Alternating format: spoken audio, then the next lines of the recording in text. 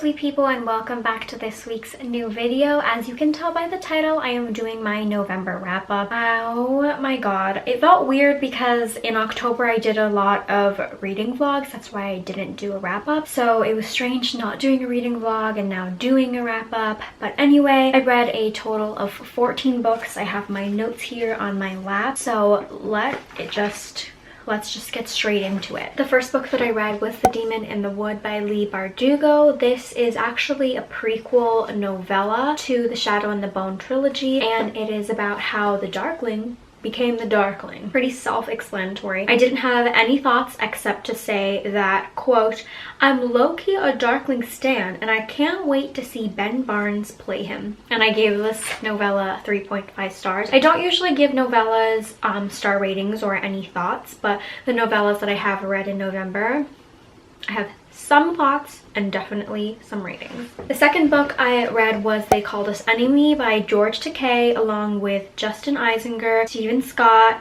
and Harmony Becker. This was a graphic memoir about George Takei's childhood growing up in Japanese internment camps. FDR ordered anyone of Japanese descent into relocation camps and during World War II, and so of course George Takei and his entire family were sent off into internment camps. They moved around a bit, but I believe they are mostly based in the internment camps in Arkansas. As a Japanese American, I felt it was really important to read a novel like this, especially since I've heard very little about anything written by Japanese Americans in internment camps. I've read quite a bit about the Japanese side and of course the American side, and then of course the whole European side of it. When reading World War II books, I do enjoy historical fiction. I do like to read more European centric stories, so I thought it would be really informative for me to read something like George Takei's graphic memoir, and I really wish that other Americans felt that way as well. I really appreciated how George Takei decided to cover such a sensitive topic and also included some bits of when he got older and was arguing with his father about democracy and fighting for their freedom, and how they had these disagreements and how he didn't really have this clear understanding of where his father was coming from, and that's why he was so angry about why his father didn't want to fight for their rights and the wrongdoings of the government. Oh, and I gave that 4 stars. Really? I thought I gave it 5 stars. I gave it 5 stars. I don't know what the heck is going on with my notes, but I gave that 5 stars. The third book was The Prince and the Dressmaker by Jen Wang. Prince Sebastian's parents are looking for a bride for their son, but Sebastian doesn't really care about this at all. But only 2 people know that Sebastian has a secret, and at night he becomes Lady Crystalia and wears these beautiful gowns and is known as one of Paris's fashion icons. His best friend slash dressmaker is one of the only 2 people in the world that knows his secret, and she creates these beautiful dresses for him to show off, and her dream is to become this brilliant dressmaker, to be well known around the world. But the problem is that if she becomes well known, Sebastian's secret would be out. Can she put her dreams aside? Should she do that? I gave this book 5 stars. I loved everything about this, from the artwork to Sebastian and Francis's relationship. I thought for a historical fiction it covered such a modern topic in terms of like how somebody's actually talking about it, because I'm definitely sure that this is not a new phenomenon in our modern day, that there are people who went through this back in the day, and that this historical fiction is covering it. I just thought that was really great. Also, I wanted to mention at the very end the twist that I didn't see coming. The fourth book was another novella. It was Reveal Me by Mafi, and this is the 4th and last novella in the Shatter Me series, and is also in Kenji's perspective. Again, I gave this novella 2 stars because I just didn't think it was necessary. It didn't really provide me with any new information. Number 5 was The Institute by Stephen King. Luke Ellis's parents are murdered in the middle of the night. These team of people come in to murder them and abduct Luke. When Luke wakes up, he is in a room that looks exactly like his own, and only these minute details are different, and he wakes up in a place called the Institute. Other kids who have powers or gifts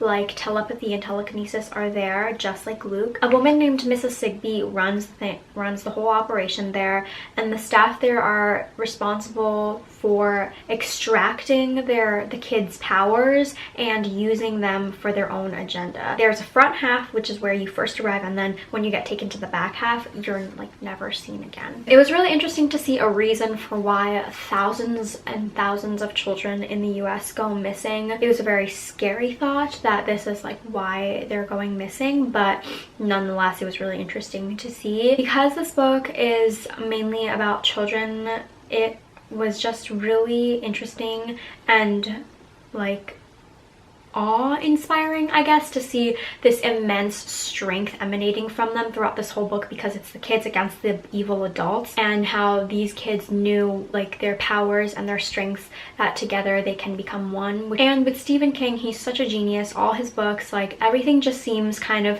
confusing at first, but everything just falls into place, not in terms of like a happy ending, but in terms of how brilliant his mind works and how he can intertwine everything at the end, and how it all just starts to make sense. I gave this book 4.5 stars. Number 6, The Secret History by Donna Tartt. This book, I'm not really sure how to explain the plot of this, but it's a murder mystery where there's a group of students at a New England college and they study Greek classics under one professor, and it's very exclusive. It's very hard to get in. Professor Julian, he only picks a select group of students, and Richard, the narrator, is trying to take a Greek class or something, but he realizes that he has to change his whole major, and it's a whole thing. So because the whole group is very exclusive, it's very hard to get into, they all are only friends within each other, and Richard is sort of seen as an outsider. One day they decide to test out or try out a ritual type of thing that they learned about and studied about,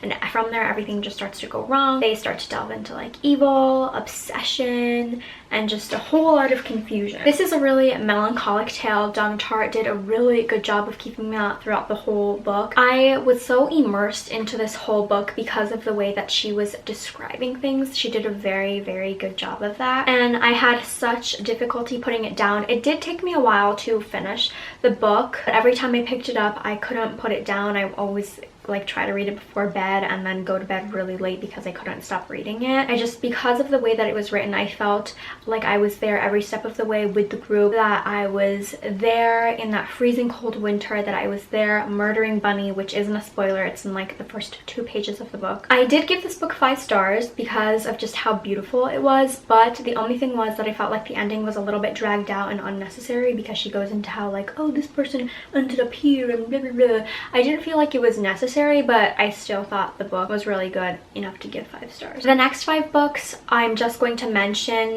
the title, author, and the star rating because I have a whole video dedicated to that. So that is Every Heart a Doorway by Seanan McGuire. I gave that 3 stars. The Girl in Red by Christina Henry, which I gave 4 stars. Say Yes to the Marquess by Tessa, which I also gave 4 stars. The Simple Wild by K.E. Tucker, which I gave 4.5 stars. And the last book is The Luminous Dead by Caitlin Starling, which I gave 2 stars. These are all a part of my new series, Smash or Pass, in which I read booktubers' favorite books. I started out with Riley Marie here on YouTube, who I will have linked down below, and I definitely go into more detail about all the books, what it's about, what I thought of them in that video. So if you're interested in what my thoughts were, that will also be linked down below. For the books that I've already mentioned, I'm pretty sure I have a vlog for that as well, so that will also be linked if you wanted to check that out for my more real-time thoughts about them. Alright, getting back to it, I think I have 1, 2, 3 books left to talk about. Book number 12 of the month was Saga Volume 1 by Vaughan, I think is how you pronounce his last name, and Fiona Staples.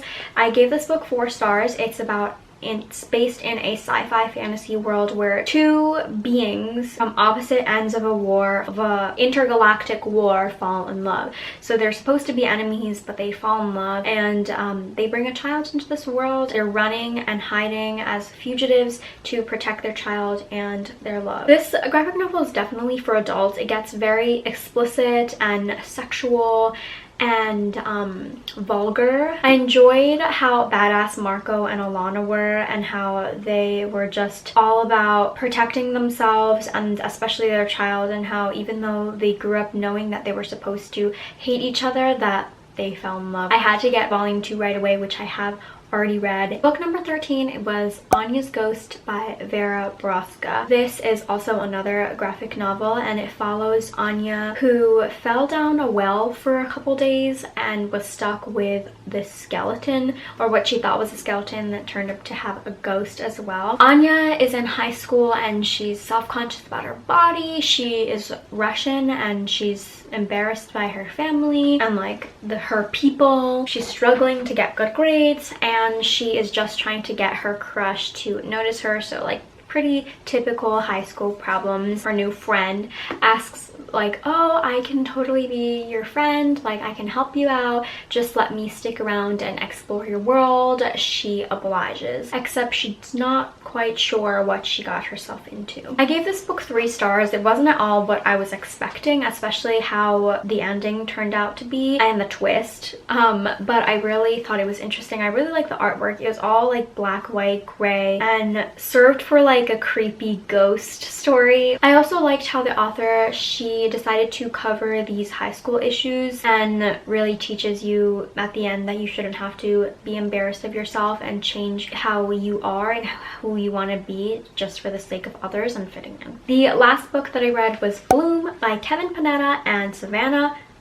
Ganuchea. Ari wants to move out to the big city and debut his band, but the only thing is that he works at his family's bakery, which isn't doing so well, and he cannot convince his father to move out to the big city. So Ari decides that he needs to find his replacement, and he meets Hector, who is so chill and easygoing, and he's such a sweet guy and really, really loves baking. But while Ari is in the bakery teaching Hector how to do things and how to get around, create recipes, they create a bond and a friendship and a quote, "Love is ready to bloom." This book was really cute. I really enjoyed it. I gave it 4 stars, but I found Ari to get really annoying. I definitely felt like Hector was way too good for him. He's such a sweet soul. This is a book that I included in my LGBTQIAP+ bookshelf on Goodreads. They're 2 very soft boys and they're very sweet, but Ari was getting on my nerves a little bit. My current read that I cannot find.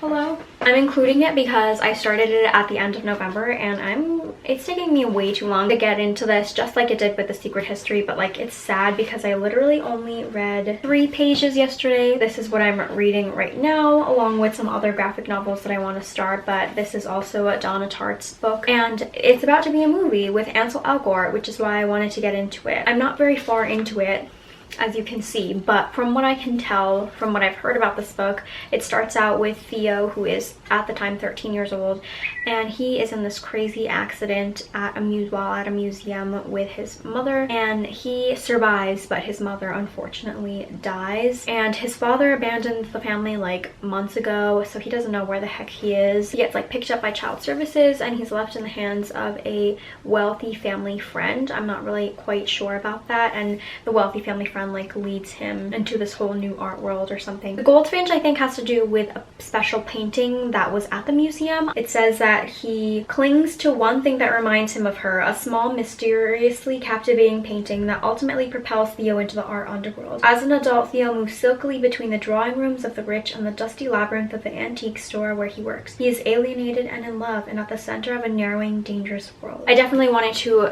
read the book before I read the movie, but nope.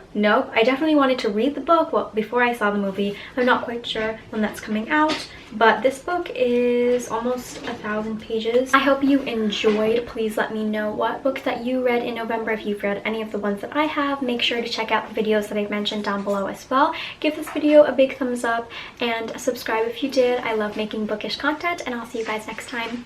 Bye!